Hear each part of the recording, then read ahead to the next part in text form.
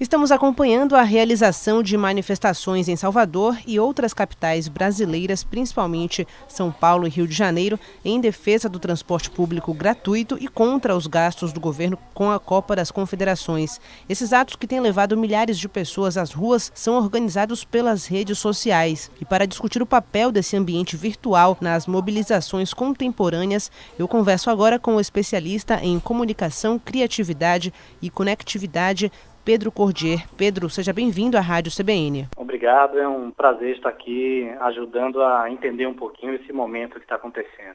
Pois é, Pedro, as redes sociais agora são o ponto de encontro de agentes sociais em mobilização. De que forma nós podemos entender esse fenômeno? Olha, não é nenhum exagero a gente afirmar que hoje a internet é parte integrante da vida da gente, né?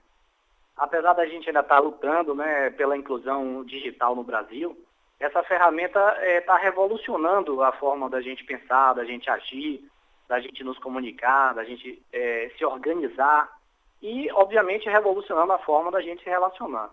Uma pesquisa recente da Cisco, né, com jovens de até 30 anos em 14 países, mostra que a internet é tão importante quanto água, comida, moradia, né, para você ter uma noção da importância da internet na nossa vida.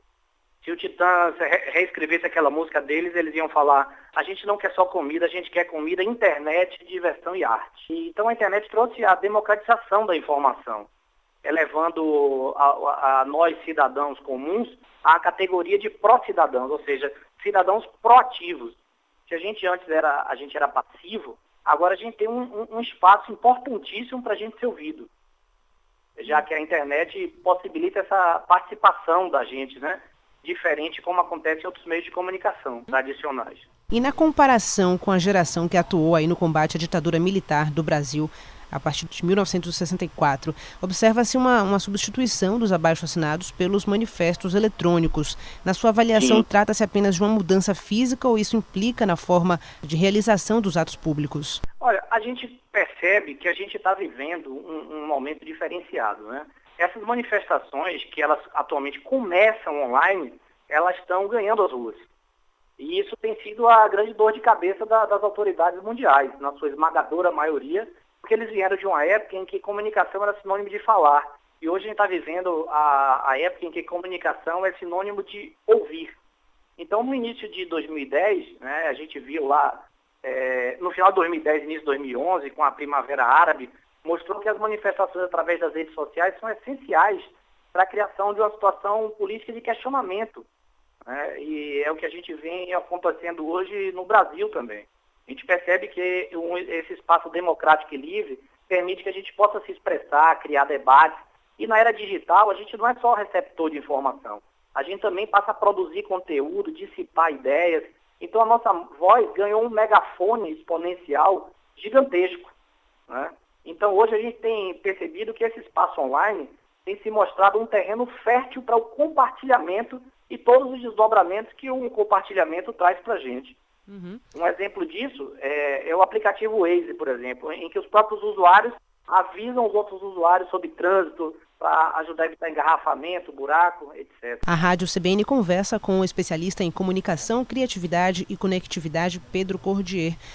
Pedro, uma das armadilhas existentes nesse novo modelo de mobilização é o esvaziamento, né? Ou seja, o simples desabafo nas redes sociais em detrimento de uma ação efetiva nas ruas ou nos espaços correspondentes ao objeto de protesto. Como é que você avalia esse comportamento dos cidadãos internautas? Vamos pegar um ponto importante. Nós, enquanto pessoas, a gente percebe que as causas que a gente está lutando hoje são, obviamente, diferentes das causas que nossos pais, né, lutaram na época da ditadura, por exemplo, né? Os movimentos sociais hoje não estão se limitando apenas à política. Nós, os pró-cidadãos, estamos lutando por um reconhecimento, identidade cultural, meio ambiente, inclusão social. São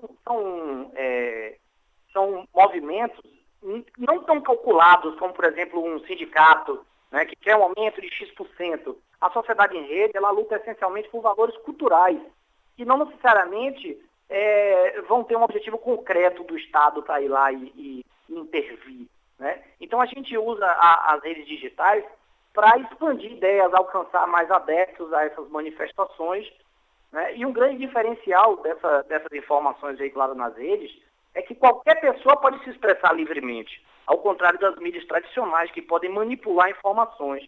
Então, com isso, a gente vai ter uma velocidade muito grande do acesso à informação, com poucos cliques, né? Então, as mobilizações são criadas, divulgadas, interagem com outros internautas, que passam a ser também ativistas, e aí, o que é que está acontecendo? Como ela não tem uma base fixa de comando, é que nem uma comparação com a cabeça da Hidra de Lerna, né? Uma lenda mitológica, que quando você corta uma cabeça, surgem duas no lugar. E com o crescimento também de celulares, smartphones, essas pessoas estão também se comunicando diretamente do local, fazendo com que isso se torne ainda mais poderoso. Então, utilizar as redes sociais é importante, mas isso é apenas um ponto de partida. Para que as manifestações aconteçam de verdade, é preciso ir às ruas para protestar. Então, o ativismo online precisa se estender para as ruas, né, para poder ganhar corpo e, com isso, ser compartilhado nas próprias redes sociais, retroalimentando o sistema e fortalecendo as causas. Então, na sua avaliação, diante dessa liberdade de expressão, também nos pode negar a praticidade e a eficácia da ferramenta internet para a mobilização social. Então, de modo geral, aí na sua avaliação, o saldo dessa realidade virtual é positivo, né? O mais importante de tudo é a gente ver um despertar político do povo brasileiro em si. Que fique claro, começou, o estopim foi o aumento de 20 centavos na passagem de ônibus na capital paulista, mas é óbvio que isso ganhou um corpo, porque não é mais por 20 centavos, é um estopim, e não é contra o governo A, ou B ou C, não é contra o governo Dilma, não é contra o governo Alckmin, é contra uma classe política que hoje encontra-se completamente descredibilizada, né? Falam em vandalismo, mas vandalismo é o que a gente vê os políticos fazendo, depredando o erário público. Isso é muito mais vandalismo do que você pichar um muro. Isso é muito mais